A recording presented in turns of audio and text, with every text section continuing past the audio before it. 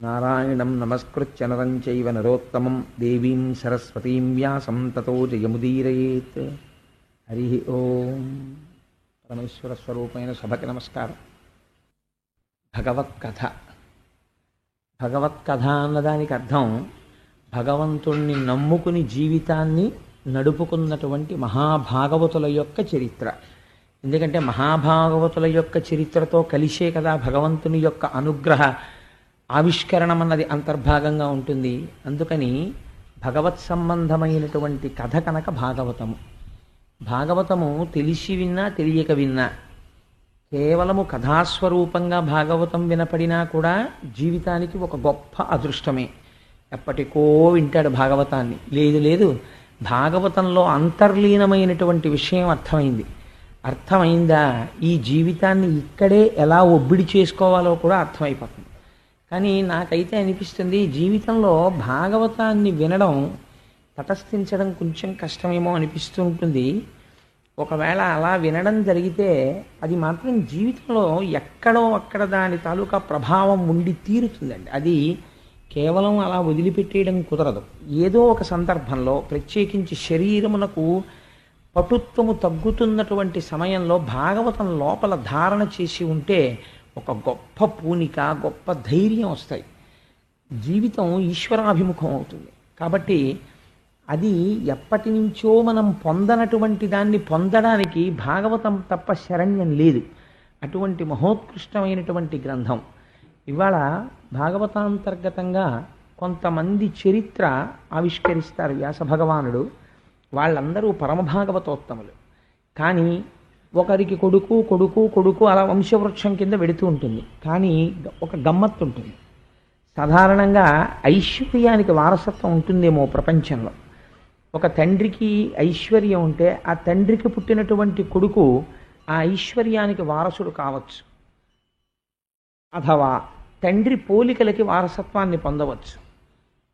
ఇంకా కొంచెం అభినివేశం ఉన్నవాడైతే తండ్రి యొక్క నడువడిని పునికి పుచ్చుకోవచ్చు. కానీ తండ్రి యొక్క భక్తికి, తండ్రి యొక్క జ్ఞానానికి, తండ్రి యొక్క వైరాగ్యానికి కొడుకు యథాతథంగా వారసుడవుతాడు అని మీరు చెప్పలేరు.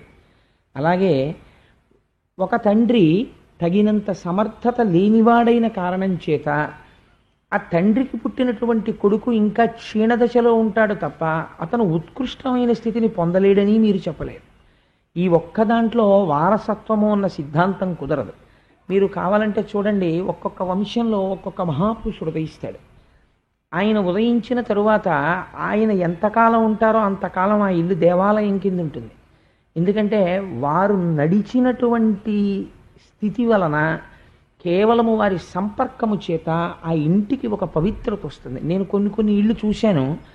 మహాభాగవతులైనటువంటి వారు ఉన్నటువంటి ఇళ్ళు ఇంటీరియర్ డెకరేషన్ చేతనో లేకపోతే ఏదో అందమైనటువంటి నిర్మాణము చేతనో వాటి యందు శాంతి సౌఖ్యములు ఉంటాయి అని మీరు అనుకుంటే పొరపాటు. అలాంటి వారు ఉన్న కారణమై ఉండి ఉండవచ్చు. బహుశः అదొక పెంకుటిల్లు అయి ఉండవచ్చు.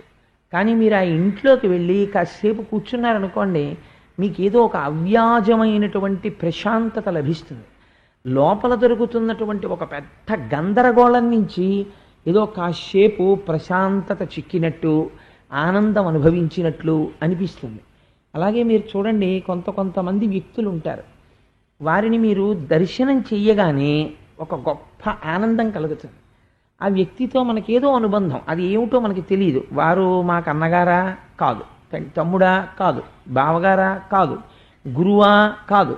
కానీ మరి ఎందుకు వారిని చూస్తే ఆనందం అంటే అది ఈశ్వర సంబంధము నిరంతరము పెట్టుకొని ఉండడం చేత కొంతకాలం మనకు ఏమైపోతుందంటే ఆ ఈశ్వర సంబంధము వీరియందు కూడా ప్రతిఫలించి ఈశ్వర దర్శనము ఎలా జనావళికి తృప్తినివ్వగలదో అలా సాధు పురుషుల యొక్క దర్శనము కూడా అంత గొప్ప అదృష్టాన్ని కటాక్షించగలదు.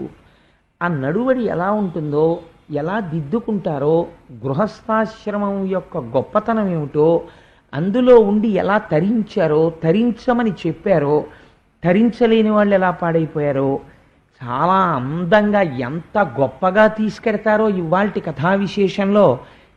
అవి కథలని మీరు అనుకుంటే పొరపాటు. అవి పరమసత్యములైనటువంటి వంశానుచరితం చైవ పురాణం పంచలక్షణం. మీకు రోజు నేను ఈ మాట చెప్తుంటాను. అవి మహోత్కృష్టమైనటువంటి వంశంలో పుట్టిన మహాపురుషుల యొక్క చరిత్రలు. అందుచేత వాటి యందు అసత్యం ఉండదు. వ్యాసుడికి అసత్యమో కల్పిత కథలో చెప్పుకోవలసిన అవసరం ఆయనకి లేదు. కాబట్టి ఇవాళ వ్యాస భగవానుడు ప్రారంభం చేస్తూ అంటారు, స్వయంభూ మనువుకి 2 కుమారులు. మీకు నేను మొట్టమొదటి నుంచి చెప్పి ఈ విషయాన్ని ఆవిష్కరిస్తున్నాను. ఆయనకి 3 కుమార్తెలు, 2 కుమారులు. అందులో ప్రియవ్రతుడు, ఉత్తానపాదుడు. ఉత్తానపాదుని యొక్క చరిత్ర మీరు విని ఉన్నారు. ఇవాళ ప్రియవ్రతుని గురించి సంభాషణ చేస్తున్నారు.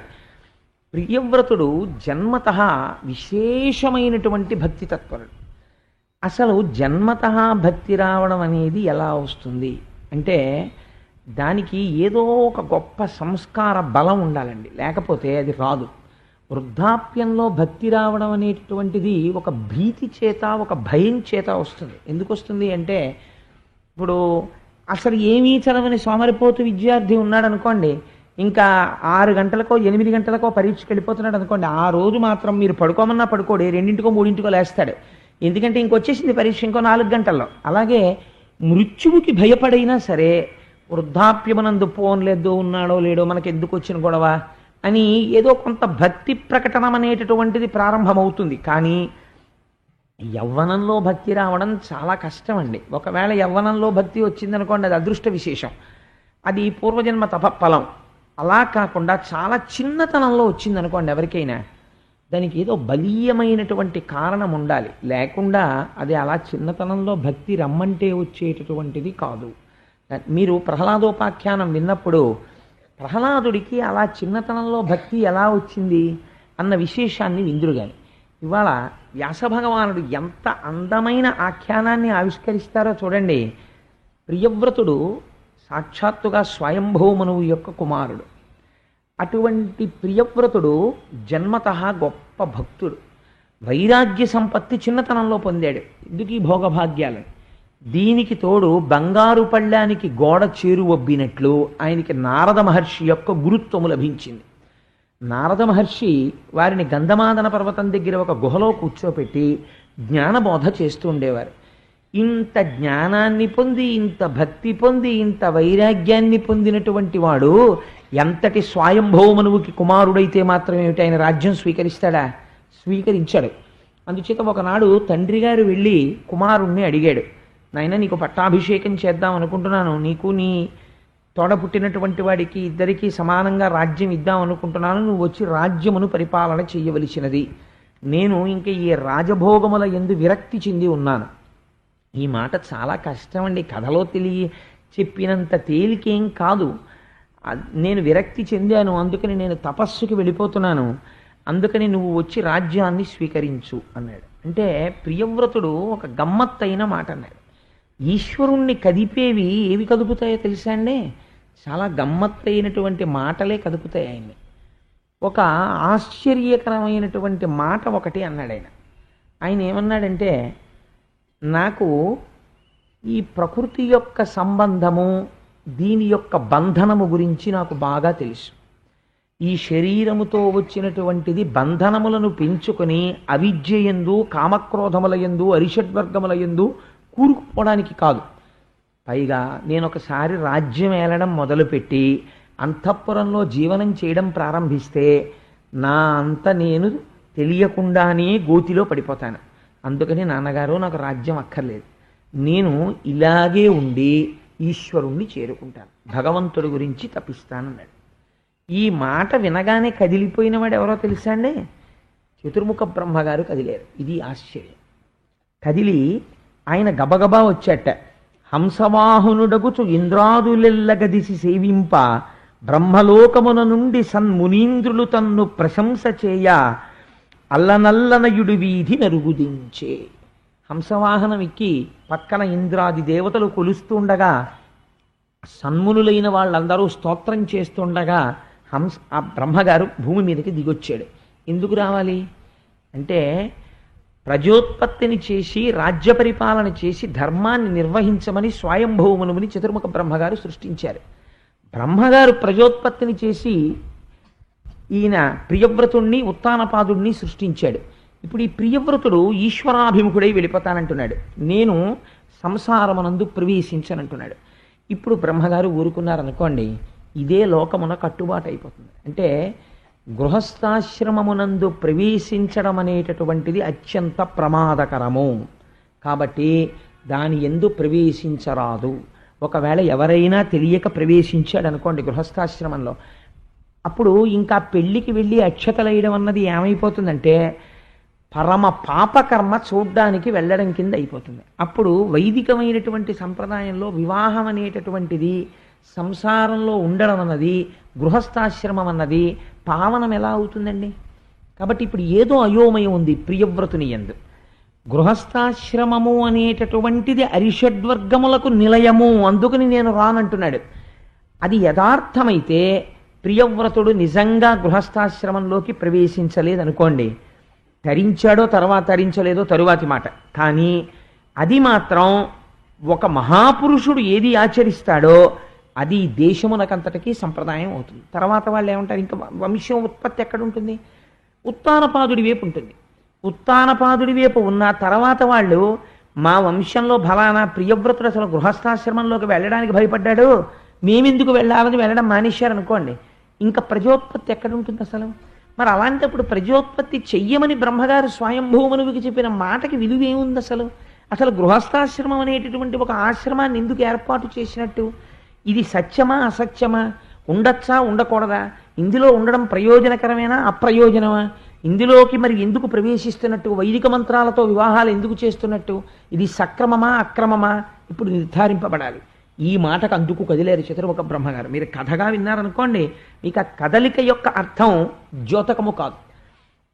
ఇప్పుడు ఎవరి గురించి మాట్లాడుతున్నారు బ్రహ్మగారు అంటే, మీ గురించి మాట్లాడుతున్నారు, నా గురించి మాట్లాడుతున్నారు, మనమందరం ఉన్న పరిస్థితిని గురించి మాట్లాడుతున్నారు. ఇలా ఉండడం ఒప్ప తప్ప తీర్పు చెప్తున్నారు బ్రహ్మగారు. ఆయన అన్నారు, కోరి వెట్కన నేను నారదుండును నీవు అందరి మీద ఈశ్వరాజ్ఞపూని అడుగకెప్పుడు చేయుచున్నవారముగాన అతని యాజ్ఞ తప్పనలవి కాదు. నాయన ప్రియవ్రత, నీ అంతట నువ్వు ఒక నిర్ణయానికి వస్తున్నావు. ఏమని? నేను సంసారములో ప్రవేశించను. నువ్వు ఒకటి ఆలోచించు, వేదము అని ఒకటి ఉన్నది. వేదము ఎవరు చెప్పారు? వేదం అంటే ఈశ్వరాజ్ఞ. ఆయన అది అపౌరుషేయము, ఒకళ్ళు రచించలేదు. ఈ వేదం ఎలా వచ్చిందంటే, ఋషులైనటువంటి వారు తపస్సమాధిలో ఉండగా వారికి ఈశ్వర వాణి వినపడింది. ఈశ్వర వాణి వినపడితే వాళ్ళు వినపడినటువంటిది స్వరంతో వినపడింది. వాళ్ళకి ఏది వినపడిందో వాళ్ళు దాన్ని రాయలేదు, వ్రాయకుండా అట్టే పెట్టారు. వాళ్ళు విన్నదాన్ని వాళ్ళ శిష్యులకి వినిపించారు స్వరంతో. శిష్యులు ఆ స్వరంతో అందుకున్నారు, చెవితో విన్నారు. ఈ అందుకున్న శిష్యుడు తాను అందుకున్న దాన్ని వల్లె వేశాడు, మరుపుకి రాకుండా వల్లె వేశాడు. పొరపాట్న కాలగతిలో మంత్రంలో ఒక శబ్దం మారుతుందేమోనని ఘన జట వచ్చాయి. అందుకే మీకు శ్లోకాలకి పద్యాలకి ఘన జట ఉండవు, వేదానికే ఘన జట ఉంటాయి. ఘనాపాటి గారండి, ఆయన జట చెప్తారు వినండి అంటారు. జట చెప్తారంటే ఏం చేస్తారు? నమ సోమాయిచ రుద్రాయిచ. మన సుబ్రహ్మణ్య శర్మ గారు లేరేమో సభలో, ఉన్నారేంటి? అదిగో మహానుభావుడు ఇక్కడే ఉన్నారు. మీరు ఎలాగో సభలో మహానుభావుడు ఉన్నారు కదా, మీరు ఒక్కసారి వేదిక మీదకి రండి. ఓ జటలో ఒక్క ముక్క అనండి, ఆ వేదం కూడా వినపడుతుంది, అందరూ సంతోషిస్తారు. మీరు కూడా వేదిక మీద కూర్చుంటే నాకు ఆనందంగా ఉంటుంది. ఒక్క మాట అనండి, రండి పైకి రండి. ఒక వేద పురుషుణ్ణి చతుర్ముఖ బ్రహ్మగారు వచ్చినట్టమ్మా ఇవాళ, కాదా? బ్రహ్మగారు వచ్చినట్లే ఒక జటలో ఒక ముక్క అనండి, వాళ్ళకి బాగా అర్థమవుతుంది అప్పుడు. ఓం నమః సోమాయ సోమాయ నమో నమః సోమాయ చ సోమాయ నమో నమః సోమాయ చ సోమాయ చ సోమాయ సోమాయ చ రుద్రాయ రుద్రాయ చ సోమాయ సోమాయ చ రుద్రాయ చ రుద్రాయ రుద్రాయ చ రుద్రాయ చ రుద్రాయ చ రుద్రాయ చ రుద్రాయ చ రుద్రాయ రుద్రాయ చ నమో నమశ్చ రుద్రాయ రుద్రాయ చ నమః. చాలా సంతోషం అండి. బ్రహ్మగారంటే వేదం చూసారా, అనుకోకుండా చతుర్ముఖ బ్రహ్మగారు రావడం అంటే ఇదే. మహానుభావ మీకు నమస్కారం, చాలా సంతోషం అండి. అది ఆ జట అంటే విన్నారమ్మా, అందులో అష్టమానువాకంలో రుద్రాధ్యాయంలో నమః సోమాయ చ రుద్రాయ చ నమస్తామ్రాయ చ అరుణాయ చ నమః శంగాయ చ పశుపతయే చ నమః ఉగ్రాయ చ భీమాయ చ నమో వగ్రే వధాయ చ దూరే వధాయ చ నమో హంత్రే చ హనీయసే చ నమో వృక్షేభ్యో హరికేశేభ్యో నమస్తారాయ నమః శంభవే చ మయోభవే చ నమః శంకరాయ చ మయస్కరాయ చ నమః శివాయ చ శివతరాయ చ అని ఒక మంత్రం. దాన్ని భ్రంశము కాకూడదు. రేపొద్దున్న ఎవరైనా అచ్చు తప్పనో లేకపోతే దానికి ప్రక్షిప్తమైపోవడమో ఇంకోటి దాన్ని కలిపేయడమో చేసి సోమాయచ దగ్గర ఇంకో మాట పెట్టడానికి వీల్లేదు. అందుకని జట చేస్తారు, అటు ఇటు వేసి అల్లుతారు. అప్పుడు ఆ పదం అదేనా అంటే ఇంక అనుమానం రాదు. అలా చెప్పాలంటే గురువుల దగ్గర కూర్చుని స్వరంతో నేర్చుకుంటారు. అందుకే శృతి వినపడుతుంది. మహానుభావుడు కృష్ణావధానుల గారి దగ్గర కొన్ని సంవత్సరాలు శిష్యరికం చేశారు సుబ్రహ్మణ్య శర్మ గారు. అందుకని అది వినబడినది శృతి. అందుకే శృతి రూపిణి అంటే ఎవరు? వేదముయే శృతి రూపిణి. శృతి రూపిణియే గాయత్రి, గాయత్రియే లలిత. సాక్షాత్ శబ్దస్వరూపిణి అయి ఏ తల్లి ఉన్నదో ఆ తల్లి పేరే శృతి రూపిణి అని లలితా సహస్రంలో అమ్మవారికి ఒక నామం. అది చాలా గొప్ప నామం అండి. ఆడపిల్లలకి పెట్టుకోవడానికి సాధారణంగా మనకు ఒక దిక్కుమాలిన అలవాటు ఒకటి ఉంటుంది. మంచి పేరు పెట్టి అసలు తీసేసి పీతాంబరధరుడు అని ఒకళ్ళ ఇంట్లో ఒకరికి పేరు పెట్టారు. చాలా బాగుంది, కానివ్వండి పీతా అని పిలవడం మొదలెట్టారు. ఎందుకనంటే పీతాంబరధరుడు పేరు, కానీ వాళ్ళు అలా పిలవరు, సగానికి కత్తిరించేస్తారు. అలాగ ఎంత ప్రమాదం చూడండి. పీతాంబరధరుడు ఎక్కడ, పీత ఎక్కడ? శృతి రూపిణి అని పేరు పెట్టి ఆ శృతి రూపిణి అని పూర్తిగా పిలవకపోయినా కనీసం శృతి అని పిలిచారనుకోండి, వేదమాతని గౌరవించినట్టు అవుతుంది. శృతి అంటే వేదం. అందుకని అదొక గొప్ప పేరు లలితా సహస్రనామ స్తోత్రంలో ఆడపిల్లలకి. సరే, అందుచేత అటువంటి వేదము ఈశ్వరవాణి. బ్రహ్మగారు అంటున్నారు, ఏమయ్యా ప్రియవ్రత, నీ అంత నువ్వు ఒక నిర్ణయానికి వస్తున్నావు, గృహస్థాశ్రమము ప్రమాదకరము, నేను వెళ్ళనంటున్నావు. నీకు నాకు సమస్త లోకపాలులకు బ్రాహ్మణులకు అందరికీ ఎవరి వాక్కు శిరోధార్యమో ఒక ప్రమాణం ఏమైనా ఉన్నదా? ఇది ఏ ప్రమాణమో అని చెప్పడానికి మనకి ఏదైనా వాక్కు ఉన్నదా? ఉన్నది. ఏది ఉన్నది? అదే ఆయన చెప్తున్నారు. ఈశ్వరాజ్ఞ పూని అడుగకెప్పుడు చేయుచున్న వారముగాన అతని యాజ్ఞ తప్పనలవి కాదు. మనం ఏది అనుభవించినా, ఏది చేసినా, ఏది ప్రమాణమై ఉంటుంది? వేదమే ప్రమాణము. వేదము ప్రమాణము కాదని మీరు సొంత నిర్ణయం తీసుకుని ప్రవర్తించారనుకోండి, నాస్తికుడు అని పిలుస్తారు. ఈశ్వరుడు లేడన్న వాడిని నాస్తికుడు అనరు, వేదము ప్రమాణము కాదన్న వాడిని నాస్తికుడు అంటారు. అందుకే వేదము కనపడినా, వేద పండితుడు కనపడినా వెంటనే నమస్కరించవలసినదే.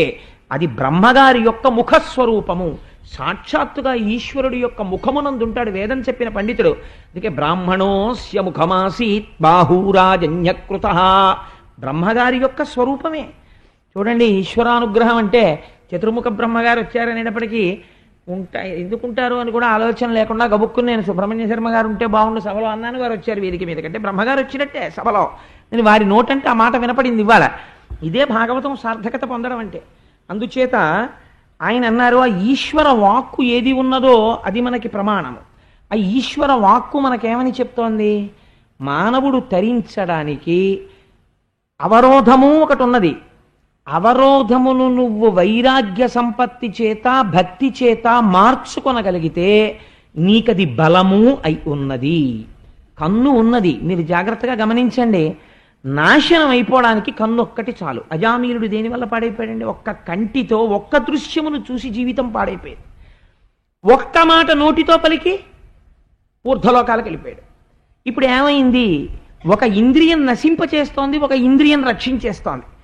ఇంద్రియం రక్షిస్తుందా, ఇంద్రియం నశింపచేస్తుందా? ఇంద్రియానికి సంబంధం లేదు.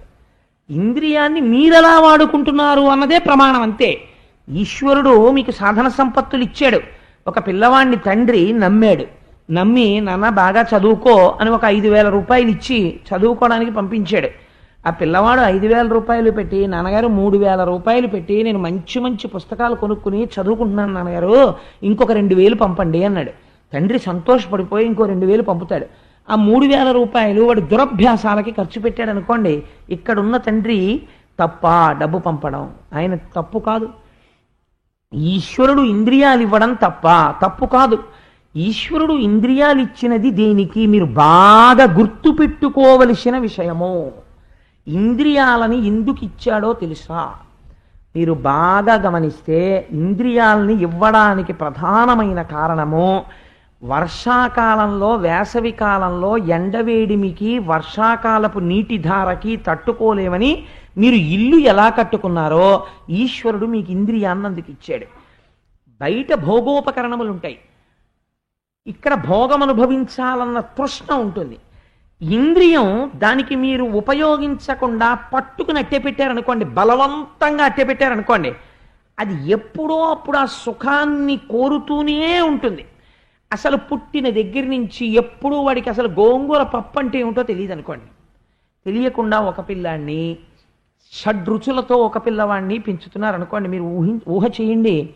చేస్తే ఒక పిల్లవాడికి మీరు షడ్రసోపేతమైన భోజనం పెడుతున్నారు. ఒక పిల్లవాడిని ఏదో చాలా పెద్ద పండితుడిని చెయ్యాలి, వాడిని గొప్ప వైరాగ్యవంతుడిని చెయ్యాలని వాడికి మీరు రోజు చప్పిడి మాత్రమే పెడుతున్నారు.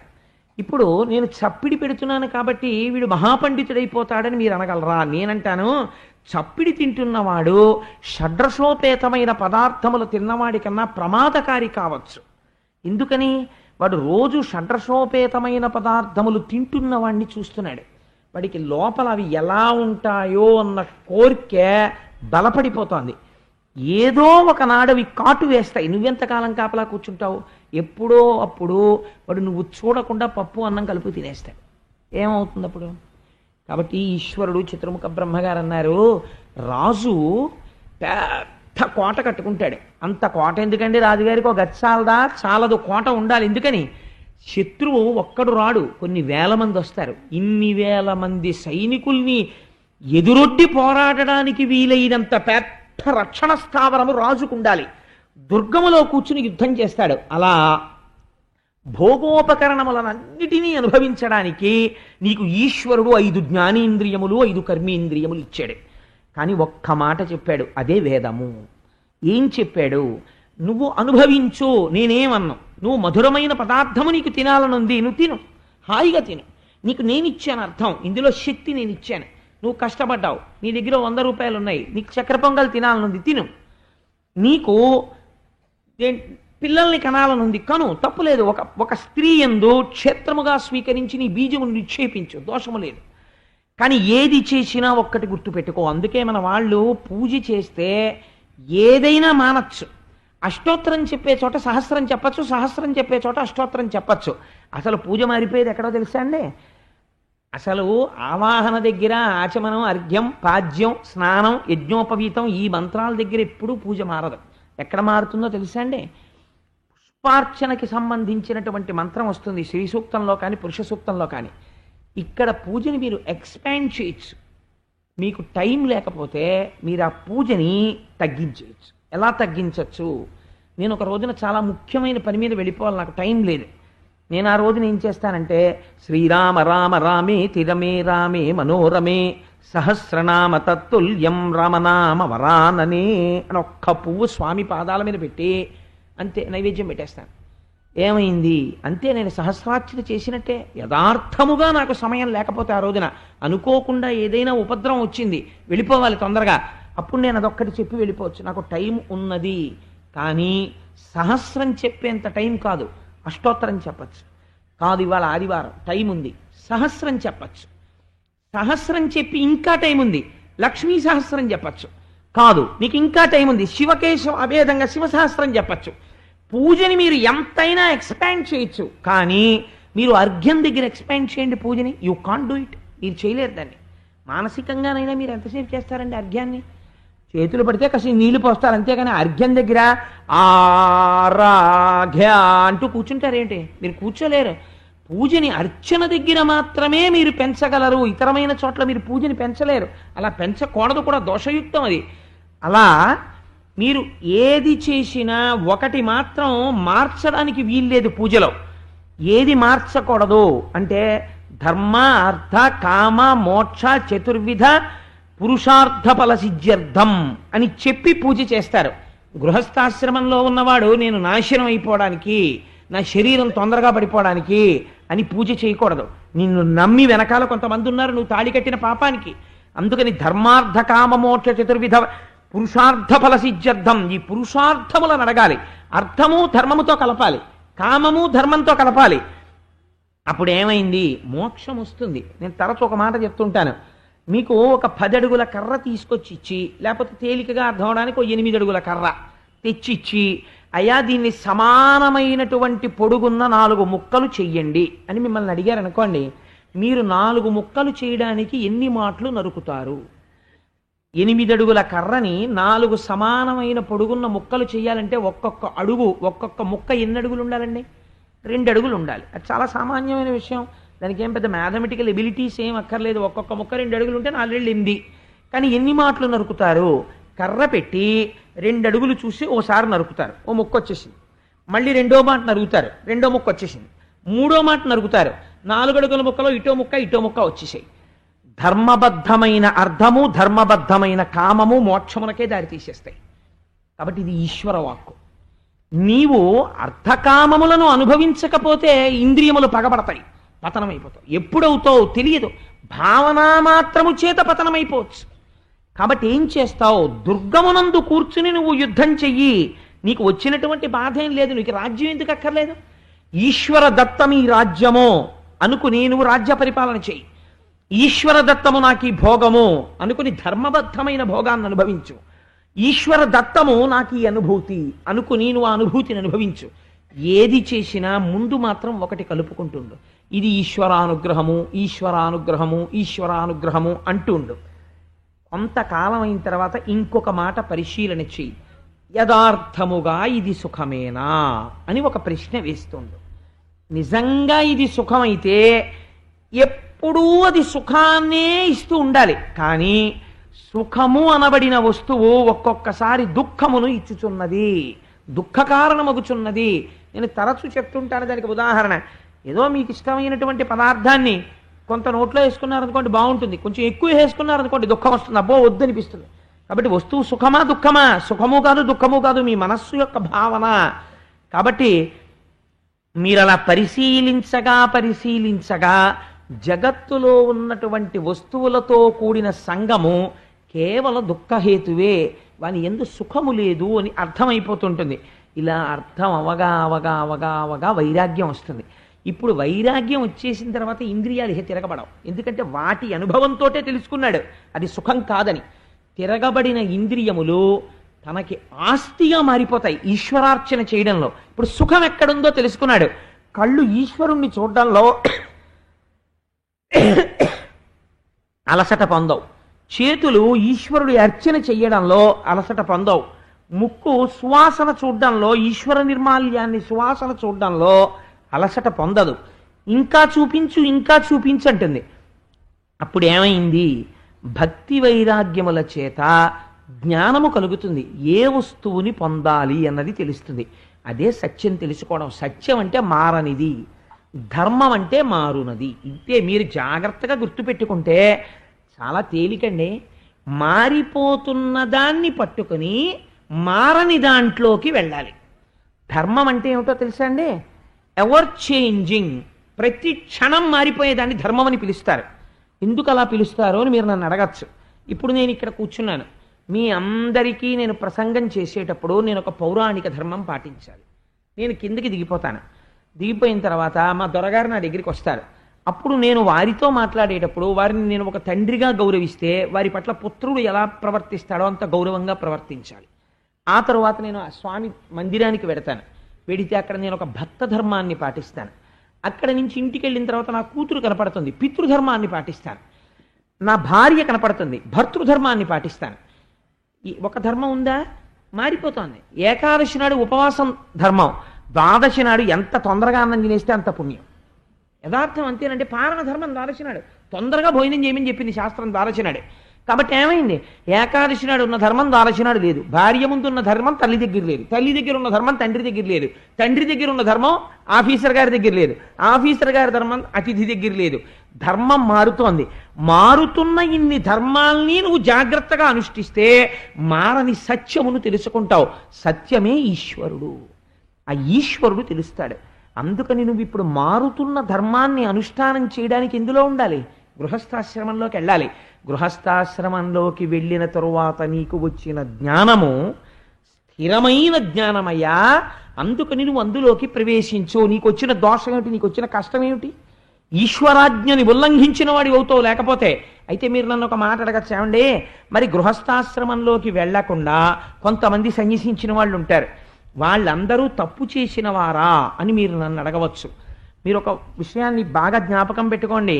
ఏ సిద్ధాంతమునకైనా కూడా మహాపురుషులైనటువంటి వారి యొక్క మినహాయింపులు ఉంటాయి.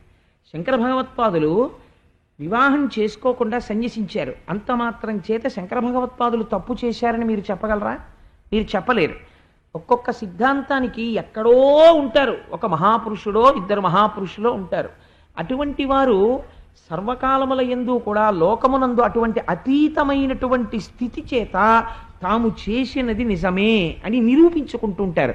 అందుచేత అవి మనకి చర్చనీయాంశములు కావు, సామాన్యమైన విషయాన్ని ప్రతిపాదన చేస్తున్నాం అంతే. అందుచేత గృహస్థాశ్రమమునందు ప్రవేశించవలే. ఈ మాట చెప్తే ఆయన అన్నాడు, మహానుభావ మీరు వచ్చి ఈ మాట చెప్పారు కాబట్టి నేను తప్పకుండా గృహస్థాశ్రమంలో ప్రవేశించి రాజ్య పరిపాలన చేస్తాను. ఇది ధర్మం అంటే. పెద్దలైనటువంటి వారు వచ్చి చెప్పినప్పుడు వారి మాట వినేటటువంటి లక్షణము ఎవరికి ఉన్నదో వాడు బాగుపడతాడు. నాశనం అయిపోతున్నాడని గుర్తేమిటో తెలుసా అండి? సాధారణంగా ఒక మాట వస్తుంటుంది నోటి వెంట, ఏమిటో తెలుసా? ఏమిటండి, నేను కాని తలుచుకున్నానా సాక్షాత్తుగా ఈశ్వరుడు వచ్చినా లొంగనంటాడు. ఈశ్వరుడు వచ్చినా కూడా లొంగకపోవడం నీ పతన హేతు.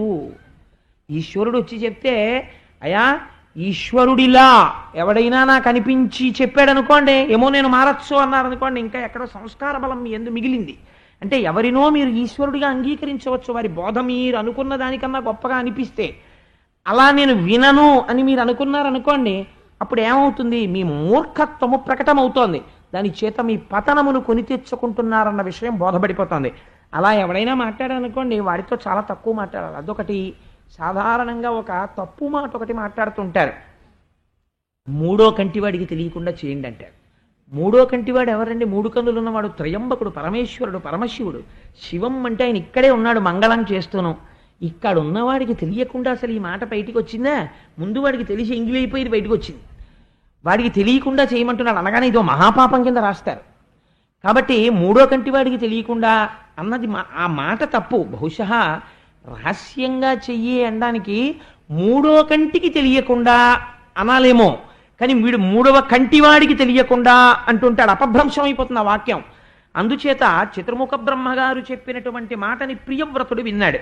విని ఆయనకి తగినటువంటి ఒక భార్యని చేపట్టాడు, విశ్వకర్మ యొక్క కుమార్తె. విశ్వకర్మ అంటే సాక్షాత్తు శ్రీ మహావిష్ణువే విశ్వకర్మ అండి. ఎందుకంటే విశ్వకర్మ మనుస్త్వష్టస్థవిష్టస్థవిరోధ్రువ, ఈ విశ్వమునంతటిని నిర్మించిన వాడెవరున్నాడో వాడికే విశ్వకర్మ అని పేరు.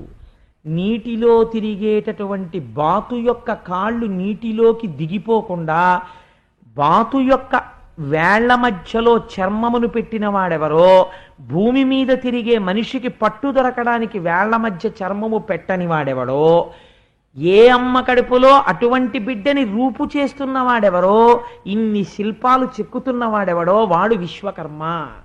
కాబట్టి ఇప్పుడు ఎవరా విశ్వకర్మ? విష్ణువే విష్ణుకర్మ. అందుకని ఆ విష్ణుకర్మ యొక్క కుమార్తె అయినటువంటి బర్హిష్మతి అనబడేటటువంటి ఒక స్త్రీని ఆయన భార్యగా చేపట్టాడు. వారి యందు 10 మంది కుమారులను కన్నాడు. అది వారు అగ్రీధ, ఇద్మజిహ్వ, యజ్ఞబాహు, మహావీర, హిరణ్యరేత, ఘృతపృష్ఠ, సవన, మేధాతిథి, వీతిహోత్ర, కవి అని 10 మంది కుమారుల్ని కన్నాడు. ఊర్జస్వతి అనబడేటటువంటి ఒక ఆడపిల్ల పుట్టింది. ఆడపిల్ల పుట్టడ బహుశా నాకైతే అనిపిస్తుంటుంది, ఇవాళ లోకంలో నానుడి తిరగబడింది. ఎలా అంటే ఇద్దరు, ఒక ఆడపిల్ల పుట్టిందనుకోండి, ఒక మగపిల్లాడి కోసం వెయిట్ చేస్తున్నామండి అంటారు. ఒక ఇద్దరు మగపిల్లలు పుట్టారనుకోండి, ఒక ఆడపిల్ల కోసం వెయిట్ చేస్తున్నామండి అన్నవాడు కనపట్టలేదు ఇప్పుడు. నిజంగా ముందు ఆడపిల్ల పుట్టిందనుకోండి, అది ఈశ్వర కృప అన్నమాట నా దృష్టిలో. ఎవరు ఈశ్వరుణ్ణి నమ్మాడో వాడికి ఈశ్వరానుగ్రహం కలగాలంటే అమ్మవారి స్వరూపంగా ఆడపిల్ల పుడుతుంది. ఆడపిల్ల ఉన్న ఇంటికి ఉన్న సంస్కారము ఆడపిల్ల లేని ఇంటి యందు ఉండదు. ఎందుకో తెలుసా అండి? అసలు ఆడపిల్ల అంటే షీఈస్ ది టెండర్ హార్టెడ్. ఆ పిల్లకున్నంత ఆప్యాయత, ఆడపిల్లకున్న ఆప్యాయత ఎవరికీ ఉండదండి. అన్నయ్య వస్తే ఇంటికి ఒరే అన్నయ్య, ఒరే అన్నయ్య అని మీరు ఎదరవిందురుగాని దశమస్కందంలో అన్న చెమింపు మన్న తగదల్లుడుబా కాడిది మేనకోడలవు అని 1కి 10 మాటలు అన్నయ్య అన్నయ్య అన్నయ్య అన్నయ్య అని ఎన్ని మాటలు పిలుస్తారో వాళ్ళు. ఇంకసలు తమ్ముడైతే వాళ్ళ ముద్దుకు అంతూ తెరి ఉండదు, అంత ముద్దు చేస్తారు. అమ్మ ఇలా పడుకుంటే కాళ్ళు ఒత్తుతారు, అమ్మ వంట చేస్తుంటే వచ్చి వంట చేసి పెడతారు. వాళ్ళకి ఎలా అర్థం అవుతుందో తెలియదు. మరి ఇంత చిన్నతనంలో అమ్మ ఏం నాన్నగారండి అలా ఉన్నారు అంటారు. అంటే కొంచెం కాస్త నీరసంగా ఉందమ్మా, కానీ ఉపన్యాసానికి వెళ్ళాలి అందుకని బయలుదేరుతున్నాను అంటే వాళ్ళకి ఏం తెలుసో చిన్న వయసులో గబగబ ఓ నిమ్మకాయ పిండేసి కసిన పంచదార నీళ్ళు కలిపేసి నాన్నగారండి నీళ్ళు తాగెళ్ళండి అంటారు. ఎంత ప్రేమండి ఆడపిల్లకి. ఆడపిల్లతో కలిసి తిరిగిన అన్నదమ్ముడికి ఆడపిల్ల విలువ తెలిసి దాంపత్యము పరిపుష్టమవుతుంది ఆడపిల్ల హృదయం తెలుసున్నవాడు కనుక. అంటే అలా ఉండరా అండి ఆడపిల్లలు? లేకపోతే నన్ను అనకండి, నేను ఆ తీర్పులని ఎందుకు చెప్తాను, నాకేం అవసరం. అందుకని ఏమో అలా ఉండవచ్చు. ఒక్కొక్క కుటుంబంలో ఆడపిల్లలు లేకపోయినా మగపిల్లలు అదృష్టవంతులు, అంత అందంగా అంత మర్యాదగా ఉన్నవాళ్ళు ఉండవచ్చు. నేను ఎందుకు కాదనాలి? అందుకని 10 మంది కొడుకుల తర్వాత ఊర్జస్వతి అనబడేటటువంటి ఆడపిల్ల పుట్టింది. దీని చేత తరించాడు. ఎంత ఆశ్చర్యమో చూడండి. ఆడపిల్లలు కన్యాదానం చేస్తే ఎన్ని చెప్పుకుంటారండి. మగపిల్లవాడికి స్నాతకం అంతా కాషనాడరు. మగపిల్లాడి స్నాతకం ఏమిటో తెలుసా అండి? అంతా కాషనాడరే, అందులో ఏమీ ఉండదు. నందీశ్రాద్ధం చేసి ఆ గురువుగారు వచ్చి అక్కడ కూర్చుని ఒరేయ్ చాలా జాగ్రత్తగా ఉండు సుమా, సత్యమే చెప్తూ ఉండు సుమా, నువ్వు గృహస్థాశ్రమంలోకి ప్రవేశించింది కామక్రోధాలకు లొంగిపోవడానికి కాదు. అతిథి దేవోభవ, ఆచార్య దేవోభవ, మాతృదేవోభవ, పితృదేవోభవ ఇన్ని మంత్రాలు చెప్పి స్నాతకము అంటే పవిత్రం చేస్తారు. చేసి అదే స్నాతకోత్సవము అని యూనివర్సిటీస్ అడాప్ట్ చేసుకున్నాయి ఆ పేరుని. ఆ స్నాతకము అన్న ఉత్సవం చేసి తండ్రి యోగ్యుణ్ణి చేసి వరుడుగా పెళ్లిపీటల మీదకి తీసుకెడతాడు. ఆడపిల్లని కన్యాదానం చేసేటప్పుడు అలా కాదండి. కన్యని కన్న తల్లిదండ్రులు ఎంత అదృష్టవంతులంటే ఒక బ్రహ్మాండమైన సంకల్పం చెప్తారు. ఇవ్వాలంటే చేసేవాళ్ళకి దాని మర్యాద తెలుసుకుందామన్న ఉత్సాహము లేదు. అన్నిటికన్నా చాలా ఉత్సాహం అంతా దేని మీద? ఫోటో మీద, వీడియో మీద. ఈ 2 గ్రసించేసే వైదిక ధర్మాన్ని. ఎంతసేపు తాళి కడుతూ కూడా మెడ తిరిగిపోయిన కోళ్ళ ఇలా ఉంటాడు తప్ప వాడు ఇక్కడ అయ్యో ఒక్కొక్క ముడి నా జీవన హేతు, ఈ ముడుల వలన నేను బ్రతుకుతున్నానని దాని కుంకం పెడుతూ పవిత్రతతో కట్టడే. జీలకర్ర బెల్లం పెట్టుకుంటూ ఇటు తిరిగి తలంబ్రాలు పోసుకునేటప్పుడు ఇక్కడే ఉన్నారు సుబ్రహ్మణ్య శర్మ గారు, ఎన్ని విషయాలు అడుగుతుందో కన్య. నీ వలన నాకు సంతానము కలుగుగాక, నీవు ఐశ్వర్యవంతుడవగుదువుగాక, ఇన్ని అడుగుతుంటే దేవతలందరూ వచ్చి అక్కడ నిలబడతారు. అప్పుడు తలంబ్రాలు పోసుకుంటారు. బ్రాహ్మణులు ఎలా చెప్పారో బ్రహ్మస్థానంలో అక్కడ ఎవరు కూర్చున్నారో వారి మాట విని అంత గౌరవంగా జరగాలి. తెలిసి తెలియని వాళ్ళు వచ్చి పోసేయ నరుపులు, వీళ్ళు పళ్ళాలు ఎత్తి పోసేసుకోవడం. ఆ తర్వాత ఏమంటే పిల్లల పుట్టలేదని తిరుగుతుండడం. ఎందుకు వస్తారు? దేవతలు అవమానింపబడలేదు. మంత్రప్రోక్తము బ్రహ్మగారు మంత్రం చదువుతున్నాడు, అనుసంధానముగా క్రతువు లేదు, నీకు మర్యాద లేదు, ఎందుకు దేవతలు నిన్ను అనుగ్రహించాలి? ఉన్నది ఊడిపోతుంది. అందుకని ఏమవుతోంది? వైదిక మర్యాద రోజు రోజుకి అవమానింపబడుచున్నది. ఆడపిల్లని కన్నవాడు కన్యాదానం చేస్తే ఎంత చెప్తాడో తెలుసా అండి? ఇక్కడి నుంచి బ్రహ్మలోకానికి నువ్వు గింజలు పేర్చుకుంటూ పెడితే మళ్ళీ ఆ నువ్వు గింజలన్నీ లెక్క పెడితే ఎన్ని నువ్వు గింజలు వస్తాయో అన్ని సంవత్సరాల పర్యంతము బ్రహ్మలోక ప్రాప్తి. ఇలా ఎంత సంకల్పం చెప్తారో చెప్పి మహాసంకల్పం చెప్పి నారాయణుడిగా భావించి కన్యాదానం చేస్తాడు. ఏది కొడుకు పక్షంలో చూపించండి నాకు ఇంత అల్లరి. వాడు ఒక్కటే చేయగలడు. చచ్చిపోయిన తర్వాత గయాశ్రాద్ధం పెట్టగలడు ఓపిక ఉంటే. లేకపోతే అబ్బా నేను ఎక్కడ వెళ్ళగలండి, ఇప్పుడు గయాన్ని వెళ్ళకపోతే నీ పిడబోయారు, ఇంకా ఎవడో నీకు చేసేవాళ్ళు లేడు. వీడు ₹1,00,000 కొడుక్కిస్తాడు, వాడేమో పిఠాపురం నుంచి నల్లావుని తీసుకొచ్చి దానం చేస్తే ₹5,000 అయిపోతాయని ₹1 ఇచ్చి గోదానం చేసేస్తాడు. ఎంతకైనా అయిపోతుంది గోదానం నీకు శ్రద్ధ లేకపోతే.